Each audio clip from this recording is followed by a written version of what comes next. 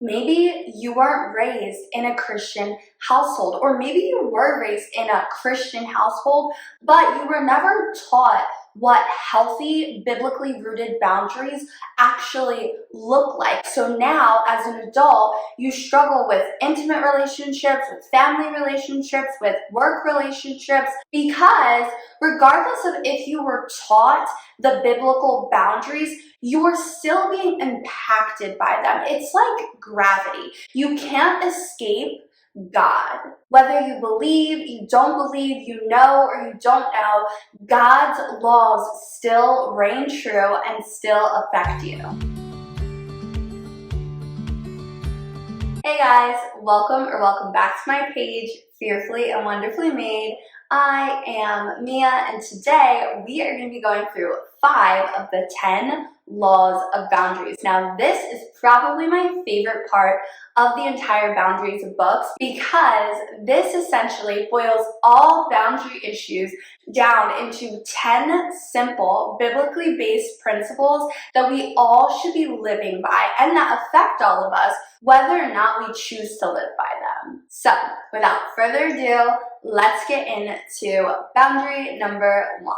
So, the first law of boundaries is the law of sowing and reaping. Now, secularly, we've all heard of cause and effect.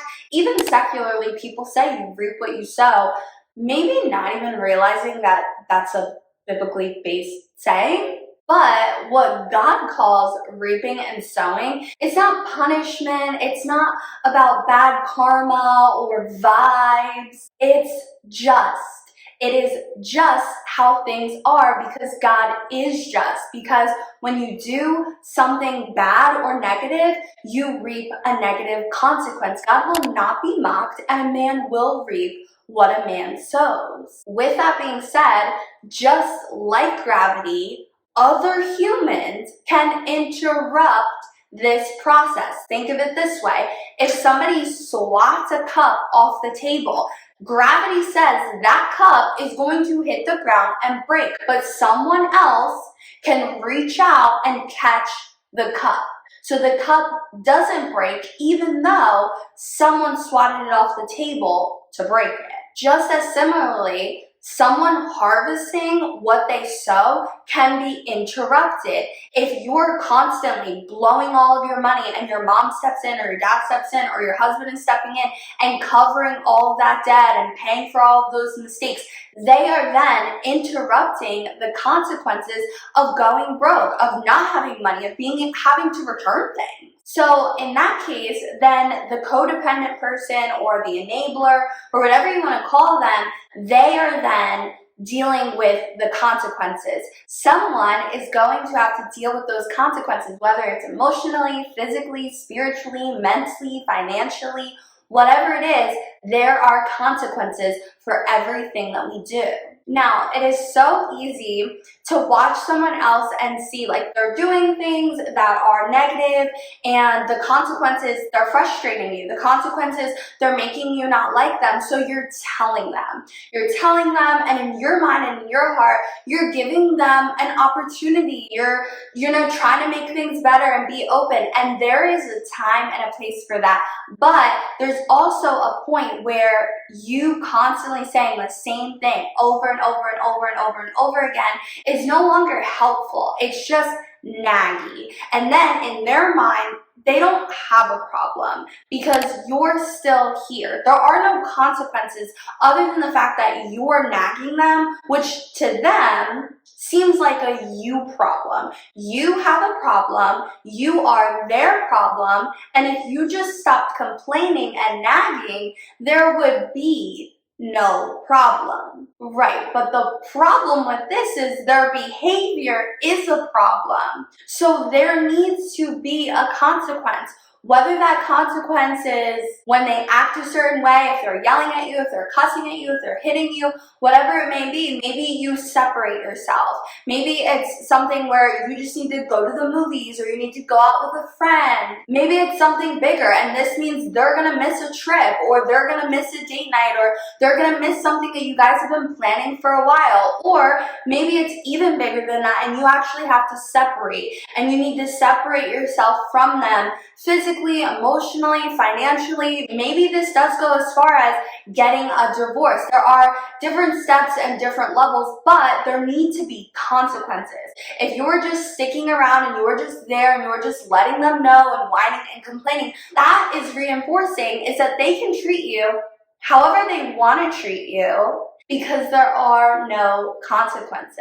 Which leads me into the second boundary law, which is about responsibility. Now, do not get this confused. It is so easy to take one thing and to misuse it and take it out of context. People do that with the Bible all the time, which is why it is so important to understand all of these principles, how they are affecting you, so that you can then start implementing things in your life that are God-honoring and that are following the entire context of what you should be learning. Now, with that being said, responsibility says, I am not responsible for you, I'm responsible to you. We are responsible to love one another. We are responsible to love one another sacrificially, to give what they cannot. Sacrificial love is not giving what someone else should be able to give on their own. What that is enabling destructive behavior. There's nothing sacrificial about that. I can't think or feel or change your behavior. I'm not responsible for your behavior or your choices or your actions or all the things that are in your backpack. I'm responsible for what's in my backpack. And if you haven't already watched the backpack videos, there are 3 of them that go very in depth and in detail with all the things that are in your backpack that you are responsible. And not only are you responsible for your backpack, but every other individual is responsible for their own backpack, and you're not responsible for the things in their backpack. We're called to give to other people's needs, but we need to set limits on sin. We are responsible for limiting our exposure to sin, and not putting limits on other people's destructive and irresponsible behavior leads to their death. That is sinful. That is not love. So we are not responsible for people, we are responsible to people. Which leads me into the third law of boundaries, which is about power. So often we feel powerless. We feel like, what control do I have over anyone, over myself? Like, there is a power struggle that is constantly going on in our minds, in our relationships, and this law clears that up because, first off, we have the power to admit our struggles. If nothing else, the first step in the 12 steps is admitting that you have a problem. I have the power to do that. I might not have the power to do anything else, but I have the power to say, I am not perfect. I struggle with X, Y, or Z. And I have the power to confess and to acknowledge and to agree with my shortcomings. I have the power to submit my inabilities, my struggles, my shortcomings to God. I have the ability to humble myself before God and to say, I can't, but He can. And once I've humbled myself, once I've admitted my shortcomings, what I have going on, then I can go to God and I have the power to go to Him, to ask Him to reveal to me what are good boundaries. Ask God. You have the power to ask God. Maybe you don't know. Maybe this is something you're confused with. But what you do have is the power to ask God to reveal to you what are some healthy boundaries, what are some healthy consequences, to seek the Word, to find wisdom, to go and be in biblical communities that would help and encourage you in this season. I have the power to repent. when I mess up, when I get it wrong, when I miss the mark, when I'm misunderstanding things, I have the power to go to God and say, you know what, I got that wrong, and I'm going to turn from that. You know what, my car's alignment might be a little off right now, but I have the power to go to the shop and to get my alignment back in check, to go to the Word and get my alignment back in check, and I have the power to get in line with the things of God, to keep turning back to Him when I realize I'm off track. I have the power to turn. I have the power to ask God to heal me, to start with me. I need to make sure that I'm good. I got to put on my oxygen mask first before I can help other people, because what good am I if I'm drowning, if I'm lost, and I'm trying to do all these other things? I have the power, once I've been healed, once I've gone to God, once I've gotten in alignment, I have the power to seek out those that I've injured, that I've hurt. I have the power to make amends, to apologize at a bare minimum for what I have done, for what all that is in my power, to be at peace with all people. Because ultimately, what I have the power over is changing myself. I am responsible for myself, for my thoughts, my attitudes, my beliefs, my behaviors. I have the power to change myself, to give my life to God, to get in His Word, to get in alignment with Him, to ask Him to reveal His bounds to me, and to seek Him. Because when I do, He will reveal to me how to change myself for the better. And ultimately, we might not even realize before going through all these steps some of the major destructive, irresponsible, and sinful patterns that we have in our lives, in ourselves, because they serve us.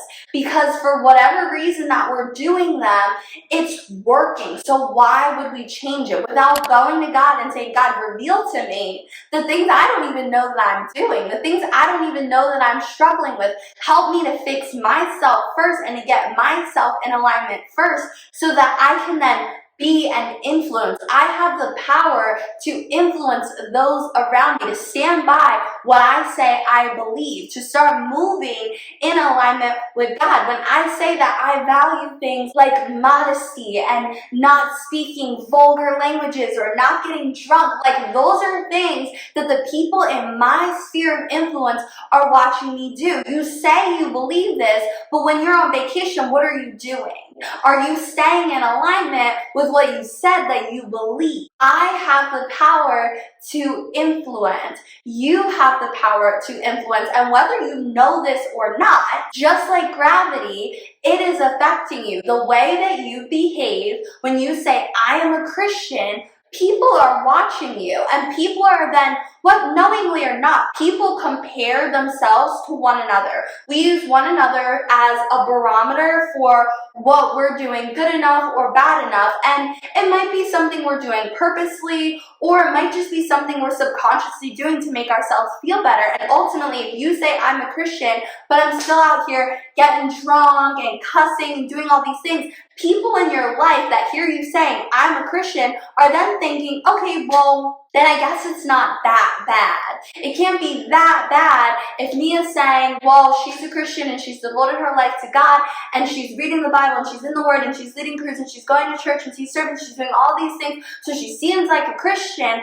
but she's still cussing or she's still doing this, and then people then compare themselves to you, whether you know it or not. And that's not to say you do it for them. You do it for God. You do it because this is the last step on the 7 steps that I just went to. You do it because you've already gotten in alignment with God. You've repented. You've acknowledged where you fall short, and you keep doing that. It's not just, oh, I got to the end and now I'm just this great influencer. It is something you bring to God daily. That is why the prayer is not, oh God, like I'm good for a month, or like, oh, like give me my annual bread. It is daily. Give me my daily bread, because daily I need to be turning to God. I need to be checking my alignment. I need to be asking Him to reveal things about me to myself, which leads me to the next law of boundary, which is respect. Many people do not set boundaries out of fear. Now, maybe that's fear that you're going to be judged, or maybe that's a fear because you know that when somebody else does something, you're going to judge them. And I really love the way that the book broke this down. So I'm going to go ahead and read it. It says, "We fear that others will not respect our boundaries. We focus on others and lose clarity about ourselves. Sometimes the problem is that we judge others' boundaries. We say or think things such as, how could he refuse to come by and pick me up? It is right on his way. He could have found some time alone some other time. That is so selfish of her not to come to the gathering. After all, the rest of us are sacrificing our time. What do you mean, no? I just need the money for a little while. It seems that after all I do for you, you could at least do me this one little favor." We judge the boundary decisions of others, thinking that we know best what they ought to give, and usually that means they ought to give to me the way that I want them to. Sorry, this isn't Burger King. It's not get it your way, how you want it, when you want it. And ultimately, because we have these inner negative thoughts and lack of respect for other people's boundaries, when we want things, we then default to that pattern of thinking and believe they're not going to respect my boundaries. They're going to think I'm being lazy, or that I won't go out of my way, or I'm not sacrificing enough because everyone else is, because those are the thoughts you have if the tables were turned. But why not just get in alignment with God and stop doing things out of fear and stop disrespecting other people's no?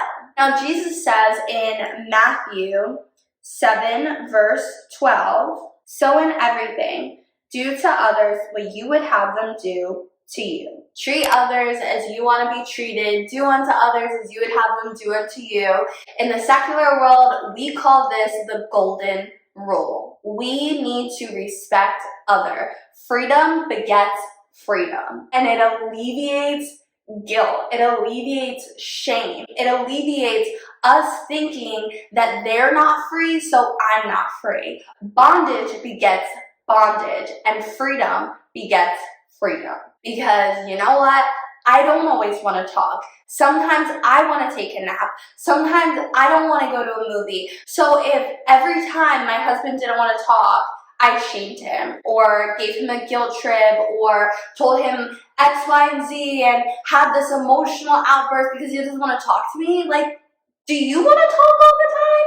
No, sometimes you just don't want to talk. So instead of having a dishonest relationship and disrespecting each other, why not just be honest? And sometimes it's not important. Sometimes it's not necessary, especially if you're married. Sometimes it's okay to say, hey, you know what? I'm just not in a chatty mood. Do you mind if we just sit here? Do you mind if we just watch TV? Do you mind if I just read a book? Sometimes it's okay to say, I don't want to do that.